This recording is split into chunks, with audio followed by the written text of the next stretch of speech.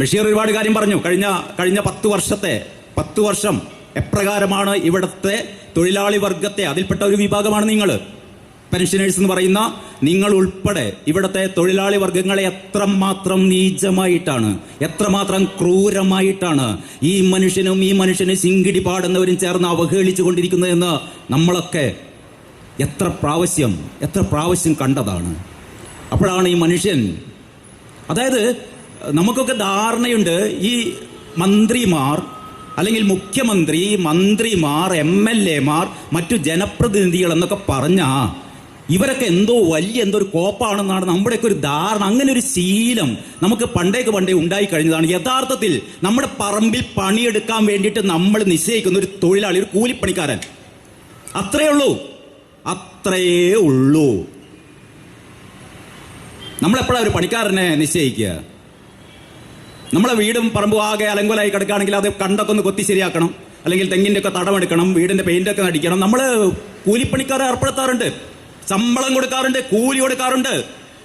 ഒരാഴ്ചക്കകം പണി തീർക്കണം എന്ന് പറഞ്ഞിട്ട് ഇവനോട് പണിയെടുക്കാൻ വേണ്ടിയിട്ട് പണിക്കാരെ ഏർപ്പാടാക്കാറുണ്ട്. ഇവൻ പണിയെടുത്തില്ലെങ്കിലോ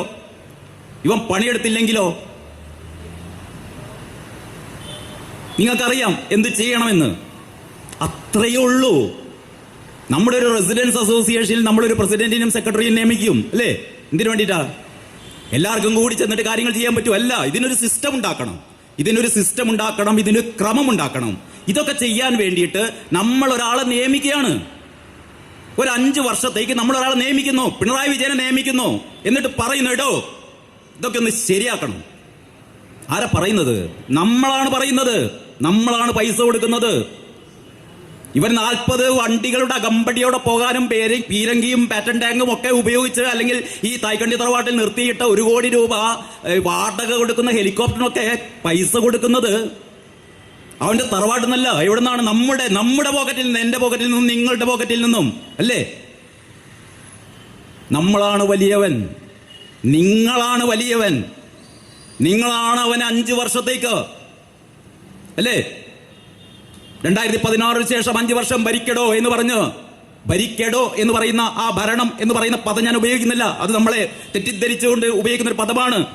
നമ്മുടെ ഈ സിസ്റ്റം ഒന്ന് റെഡിയാക്കാൻ വേണ്ടിയിട്ട് നിങ്ങൾ ഉൾപ്പെടെ ഇവിടുത്തെ തൊഴിലാളികൾക്ക് അവരുടെ അവകാശങ്ങൾക്ക് വേണ്ടിയിട്ട്, അവരുടെ ജീവിത നിലവാരം മെച്ചപ്പെടുത്താൻ വേണ്ടിയിട്ട് കാര്യങ്ങൾ ചെയ്യണം.